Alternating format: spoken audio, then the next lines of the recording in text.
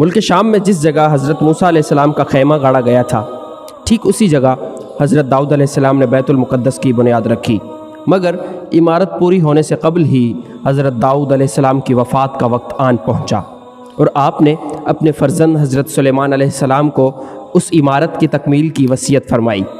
چنانچہ حضرت سلیمان علیہ السلام نے جنوں کی ایک جماعت کو اس کام پر لگایا اور عمارت کی تعمیر ہوتی رہی، یہاں تک کہ آپ کی وفات کا وقت بھی قریب آ گیا اور عمارت مکمل نہ ہو سکی، تو آپ نے یہ دعا مانگی کہ الہی میری موت جنوں کی جماعت پر ظاہر نہ ہونے پائے، تاکہ وہ برابر عمارت کی تکمیل میں مصروف عمل رہیں، اور ان سبوں کو جو علم غیب کا دعویٰ کرتے ہیں وہ بھی باطل ٹھہر جائیں۔ یہ دعا مانگ کر آپ محراب میں داخل ہو گئے اور اپنی عادت کے مطابق اپنی لاٹھی ٹیک کر عبادت میں کھڑے ہو گئے، اور اسی حالت میں آپ کی وفات ہو گئی۔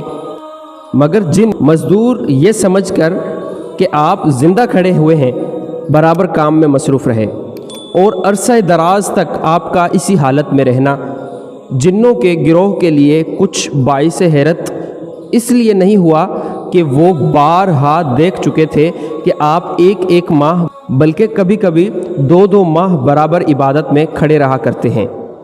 غرض 1 سال تک وفات کے بعد آپ اپنی لاٹھی کے سہارے کھڑے رہے، یہاں تک کہ بحکم الہی دیمکوں نے آپ کی عصا کو کھا لیا، اور عصا کے گر جانے سے آپ کا جسم مبارک بھی زمین پر گر گیا۔ اس وقت جنوں کی جماعت اور تمام انسانوں کو پتہ چلا کہ آپ کی وفات ہو گئی ہے۔ قرآن مجید میں اللہ تعالیٰ نے اس واقعے کو ان لفظوں میں بیان فرمایا ہے۔ ترجمہ: پھر جب ہم نے اس پر موت کا حکم بھیجا، جنوں کو اس کی موت نہ بتائی، مگر زمین کی دیمک نے کہ اس کا عصا کھاتی تھی۔ پھر جب سلیمان زمین پر آیا، جنوں کی حقیقت کھل گئی۔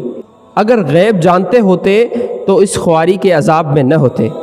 اس قرآنی واقعے سے یہ ہدایت ملتی ہے کہ حضرات انبیاء اکرام علیہم السلام کے مقدس بدن وفات کے بعد سڑتے گلتے نہیں ہیں، کیونکہ آپ نے ابھی سن لیا کہ 1 سال تک حضرت سلیمان علیہ السلام کی وفات کے بعد عصا کے سہارے کھڑے رہے، اور ان کے جسم مبارک میں کسی قسم کا کوئی تغیر رونما نہیں ہوا۔ یہی حال تمام انبیاء کرام علیہ السلام کا ان کی قبروں میں ہے کہ ان کے بدن کو مٹی کھا نہیں سکتی۔ چنانچہ حدیث شریف میں اس کو ابن ماجہ نے روایت کیا ہے۔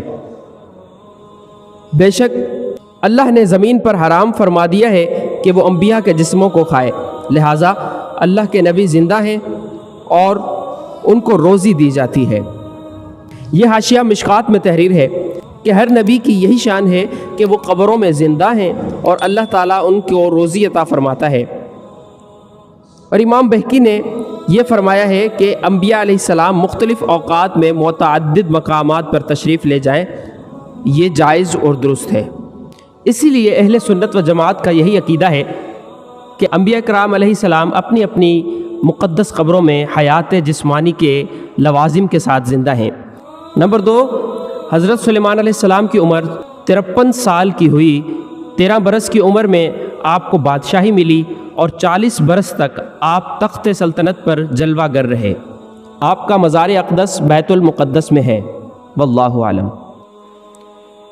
دوستو، اگر آپ اسی سے ریلیٹیو نیو ویڈیوز دیکھنا چاہتے ہیں تو ہمارا چینل سبسکرائب کیجئے اور بیل آئیکن پریس کیجئے۔